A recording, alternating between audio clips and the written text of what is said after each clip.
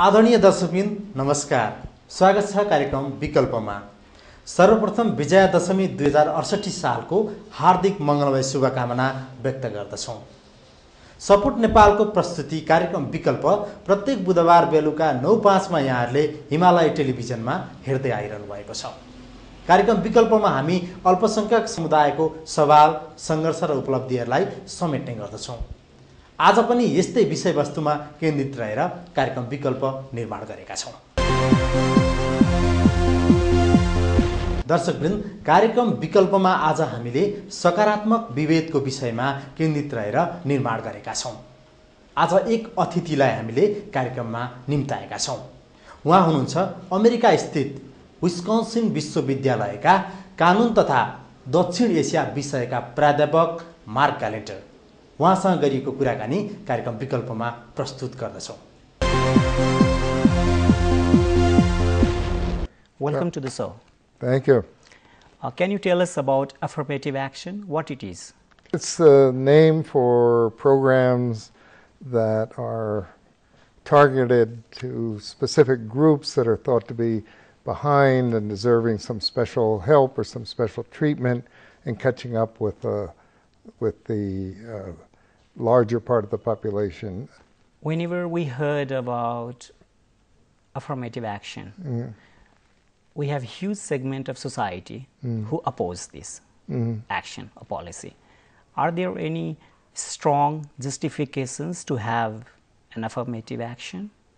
Well, I think there are three basic reasons you can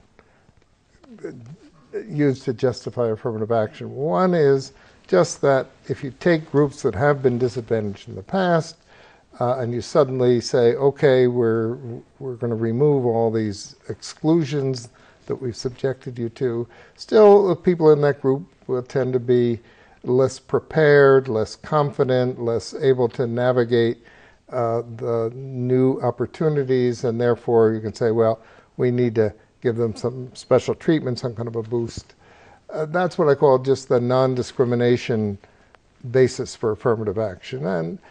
But in addition to that, there are two other important justifications. One is that in many cases you just want to generate certain kinds of development. You have whole sections of the population that may have much less education, much less ability to contribute economically and so forth. And so you say, look, we have to use some resources to bring these people up, to increase their productive powers, increase their capacity to contribute to the society as a whole. So that's what I call the kind of public benefit argument for affirmative action. And then thirdly, in some cases, not all, there's a question that the groups, certain groups were oppressed and subjected to various kinds of disabilities by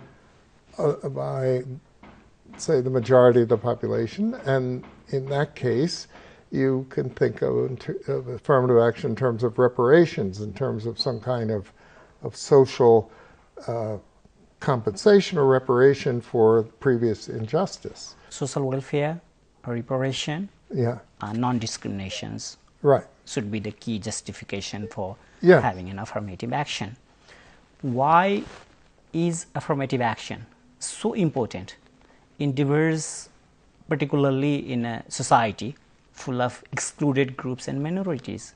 Why is it so important? Economic sense that it means you can bring much more the population's natural talent and energy into the process of development. Secondly, of course, it can help to minimize conflict and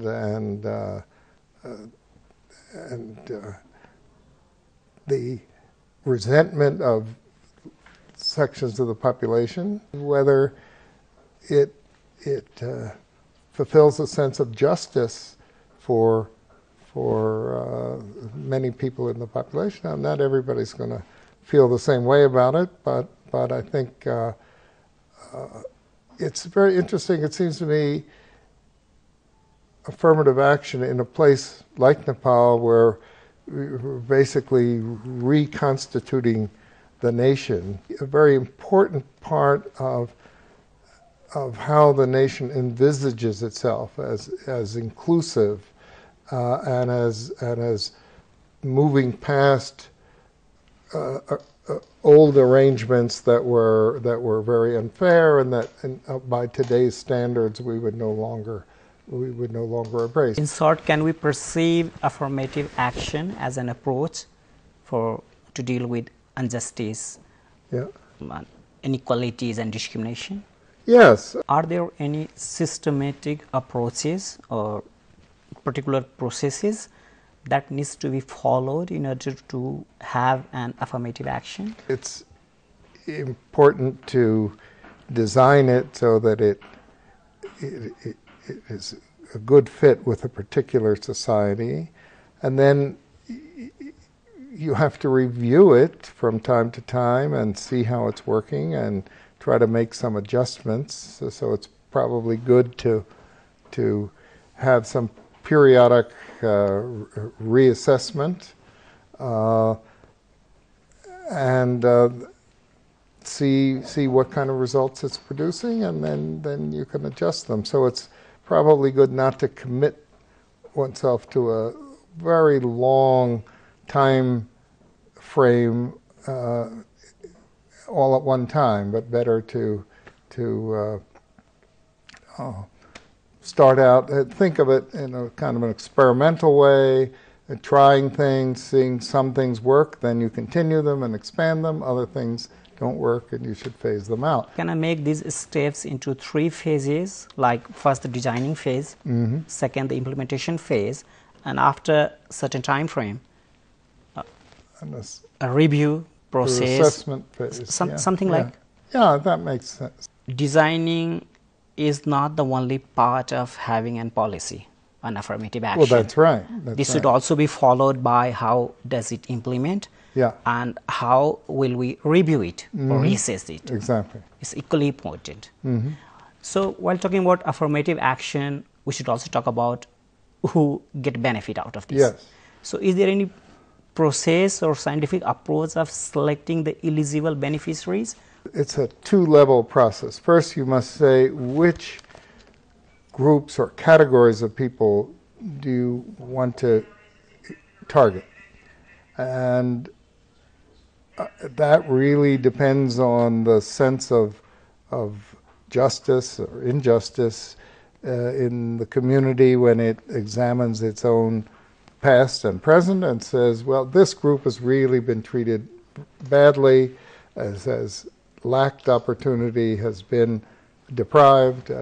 For example, in Nepal, I take it that would certainly include the Dalits, or most of them, and other groups as well. Once you select those groups, then the question is, which individuals and families are the members of those groups? And as time goes on and you have more mobility and more intermixing in the society, it can become quite blurry as to who's a member of the group. The question will arise of whether one can one becomes a member of the group just by birth, or whether you can marry into the group, whether you can sort of assimilate behaviorally into the group, whether you can lose your membership in the group by marriage or by conversion or something like that. The major kind of political problem is the initial selection of the groups and how that's going to be done, whether it's going to be done by some kind of a commission, whether it's going to be done by the legislature itself, and again, it's something that probably deserves periodic review to see whether there are groups that, other groups that should be included, whether some groups should be removed from the list, which can be very, very difficult politically.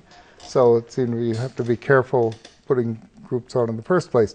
But in addition to thinking in terms of these categories of castes or tribes or janajatis, whatever, categories that cut across those, for example, women, probably the biggest single one. I think it's generally agreed that within almost every group in Nepal, women have been at a disadvantage and have had less encouragement to develop all their talents and capacities, and that the society would greatly benefit if there was more development of women's capacities. So then the question is how to benefit women, whether it's whether you're going to make them a separate category or whether you're going to make them a separate a category within each of the categories, so that you have a category for Dalit women, and